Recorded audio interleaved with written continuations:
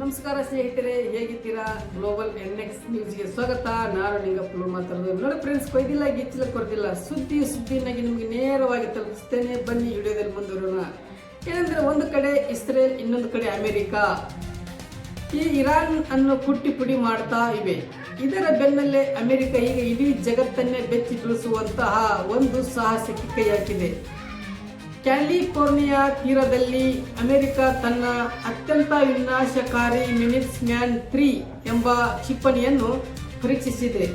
ಏನಿದು ಮಿಸೈಲ್? ಯಾಕೆ ಇದಕ್ಕೆ ಡೂಮ್ಸ್ಡೇ ಅಥವಾ ಪ್ರಳಯದ ಬಾಂಬ್ಸ್ ಅಂತ ಕರೆಯುತ್ತಾರೆ? ಕಂಪ್ಲೀಟ್ ಈ ಡೀಟೇಲ್ಸ್ ವಿಡಿಯೋದಲ್ಲಿದೆ. ಸ್ಕಿಪ್ ಮಾಡದೆ ಕೊನೆಯವರೆಗೆ ನೋಡಿ. ವಿಡಿಯೋ ಲೈಕ್ ಮಾಡಿ, ಶೇರ್ ಮಾಡಿ. ಹಾಗೆ ಬನ್ನಿ, ನಿಮ್ಮ ಸಬ್ಸ್ಕ್ರೈಬರ್ ನಮಗೆ ದೊಡ್ಡ ಬೆಂಬಲ. ಸಬ್ಸ್ಕ್ರೈಬ್ ಮಾಡಿಕೊಳ್ಳಿ. ವಿಡಿಯೋದಲ್ಲಿ ಮುಂದುವರೆಯೋಣ. ಬನ್ನಿ ನೋಡಿ. ಮಿನಿಟ್ಸ್ ಮ್ಯಾನ್ 3 ವಿಶೇಷತೆ. ಈ ಮಿನಿಟ್ಸ್ ಮ್ಯಾನ್ 3 ಎಂಬುದು ಅಂತರ ಖಂಡ ಬ್ಯಾಲಿಸ್ಟಿಕ್ ಕ್ಷಿಪಣಿ BCM.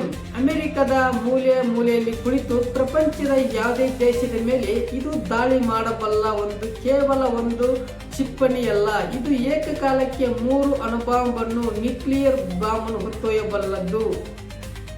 ಅಂದರೆ 3 ಅಣುಬಾಂಬ್ಗಳು ಹೊತ್ತೊಯ್ಯಬಲ್ಲದು. ಅಂದರೆ ಒಂದು ಕ್ಷಿಪಣಿ ಹಾರಿಸಿದರೆ ಅದು ಗುರಿಯತ್ತ ಹತ್ತಿರ ಬಂದಾಗ 3 ಭಾಗಗಳಾಗಿ ಸೀಳಿ 3 ಬೇರೆ ಬೇರೆ ಕಡೆ ಹರಿದು ಸಾಗಿ ಆ ಗುರಿ ಹತ್ತಿರ ಬಂದಾಗ ನಗರಗಳ ಮೇಲೆ ಸರ್ವನಾಶ ಮಾಡಬಲ್ಲುವಂತ ಇದು ದೊಡ್ಡ ಕ್ಷಿಪಣಿಯಾಗಿದೆ.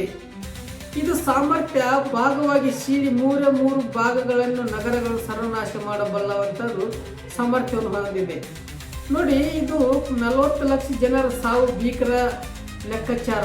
ಏನೆಂದರೆ 1945ರಲ್ಲಿ ಹಿರೋಶಿಮಾ ಮತ್ತು ನಾಗಾಸಾಕಿ ಮೇಲೆ ಅಮೆರಿಕ ಬಾಂಬ್ ಹಾಕಿದಾಗ 2 ಲಕ್ಷ ಜನ ಸತ್ತಿದ್ದರು.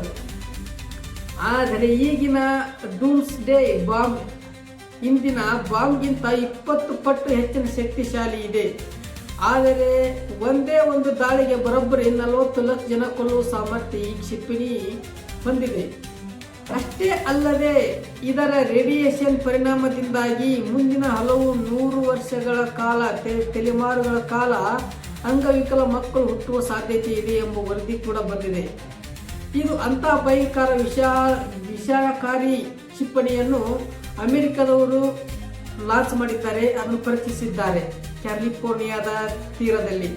ಇದು ಇರಾನಿನ ನೂತನ ನಾಯಕನಾಗಿ ಸವಾಲು ಹೇಗಿದೆ ಅಂದರೆ, ಇತ್ತ ಇರಾನ್ನಲ್ಲಿ ಆಯತುಲ್ಲಾ ಖಮೇನಿ ಹತ್ಯೆಯ ನಂತರ ಅವರ 2ನೇ ಮಗ ಮುಸ್ತಾ ಅಲಿ ಖಮೇನಿಯವರನ್ನು ಸುಪ್ರೀಂ ಲೀಡರ್ ಆಗಿ ಆಯ್ಕೆ ಮಾಡಲಾಗಿದೆ. ಅಧಿಕಾರ ವಹಿಸಿಕೊಂಡ ತಕ್ಷಣ ಅವರು ನೀಡಿದ ಮೊದಲ ಹೇಳಿಕೆ ಏನೆಂದರೆ, ಹುತಾತ್ಮರ ಹಾದಿಯಲ್ಲಿ ಸಾಗಲು ನಾವು ಸಿದ್ಧರಿದ್ದೇವೆ ಎಂಬುದು ಇರಾನ್ ಈಗ ಹೇಳಿಕೆ ನೀಡಿದೆ. ಆದರೆ ಇರಾನ್ ಈಗ ಹಿಂದೆ ಸರಿಯುವ ಲಕ್ಷಣ ಕಾಣ್ತಾ ಇಲ್ಲ. ಈ ಯುದ್ಧ ಇನ್ನಷ್ಟು ತೀವ್ರತೆಯಾಗುವ ಸಾಧ್ಯತೆ ಇದೆ. ಮತ್ತು ಅಮೆರಿಕ ಮತ್ತು ಇರಾನ್ ಹಳೆಯ ಸಂಬಂಧ ಹೇಗಿತ್ತು ಅಂದರೆ, ವಿಪರ್ಯಾಸ ಏನೆಂದರೆ, ಇವತ್ತು ಇರಾನ್ ಬಳಿ ಇರುವ ಅಣು ತಂತ್ರಜ್ಞಾನಕ್ಕೆ ಅಡಿಪಾಯ ಹಾಕಿದ್ದೆ ಅಮೆರಿಕ. 1979ಕ್ಕಿಂತ ಮುಂಚೆ ಅಮೆರಿಕ ಮತ್ತು ಇರಾನ್ ನಡುವೆ ಉತ್ತಮ ಸಂಬಂಧವಿತ್ತು.